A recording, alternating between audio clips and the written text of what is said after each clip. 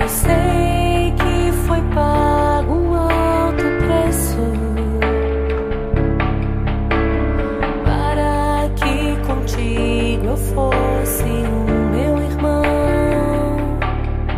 Irmão, minha irmã, que a graça e que a paz de Cristo Jesus possa estar reinando no seu coração nesta manhã. Estamos aqui mais esta oportunidade para trazer uma palavra ao seu coração e nesta manhã vamos meditar em dois versos registrados na primeira carta de Pedro, no capítulo 5, versos 6 e verso 7, onde a palavra do Senhor nos diz o seguinte: portanto, humilhai-vos debaixo da poderosa mão de Deus, para que Ele, no tempo oportuno, vos exalte. Lançai sobre Ele toda a vossa ansiedade, porque Ele tem cuidado de vós. Amém? Eugênio Peterson, em A Mensagem, falando acerca desses versos, ele vai dizer: portanto, contente-se com o que são e não empinem o nariz. A mão de Deus é forte e ela está sobre vocês. Ele os exaltará no tempo certo. Vivam livres das preocupações na presença de Deus.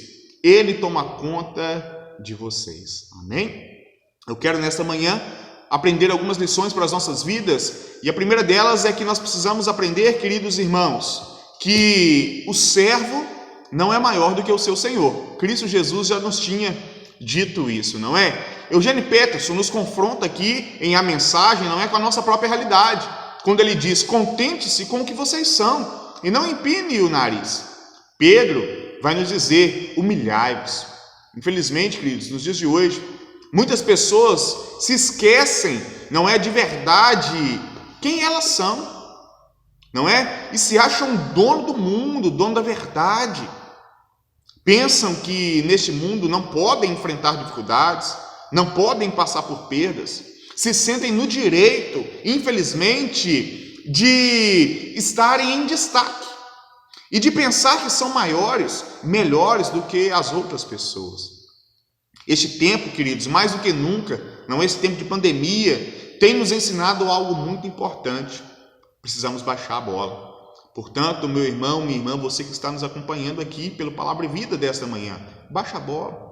Precisamos entender que Jesus, o nosso mestre, ele enfrentou dores, ele teve perdas, ele sofreu neste mundo, ele nos disse que nós iríamos sofrer. E por que agora nós vamos caminhar pensando que não podemos passar por isso? Essa verdade nos desafia a um segundo ponto que eu quero compartilhar com você nesta manhã. Precisamos ter humildade em um plano vertical, ou seja, para com o nosso Deus. Aqueles que se humilham diante de Deus serão exaltados pelo próprio Deus, ao tempo em que aqueles que se exaltam serão humilhados. Jesus nos contou uma parábola, não é? Do publicano e o fariseu, lá em Lucas 18, de 9 a 14, que nos fala algo sobre isso. Você pode ler aí na sua casa. Warren Webster vai dizer que Deus nunca exalta uma pessoa até que ela esteja pronta para isso. Primeiro vem a cruz, depois a coroa. Primeiro vem o sofrimento, depois a glória. Entenda essa verdade em nome de Jesus. Eu quero compartilhar com você ainda uma terceira lição nesta manhã. Se livre da atração de viver por diferentes direções. Ansiedade é exatamente isso, irmãos. É andar, andar e andar e não alcançar lugar algum. Certo pensador disse que a ansiedade é como uma cadeira de balanço, né? Você balança, balança, balança do dia inteiro, mas não sai do lugar. A palavra grega, irmãos, colocada aqui por Pedro, empregada por ele como ansiedade, ela significa estrangulamento. A ansiedade é como se fosse apertar o pescoço. A ansiedade é sufocante.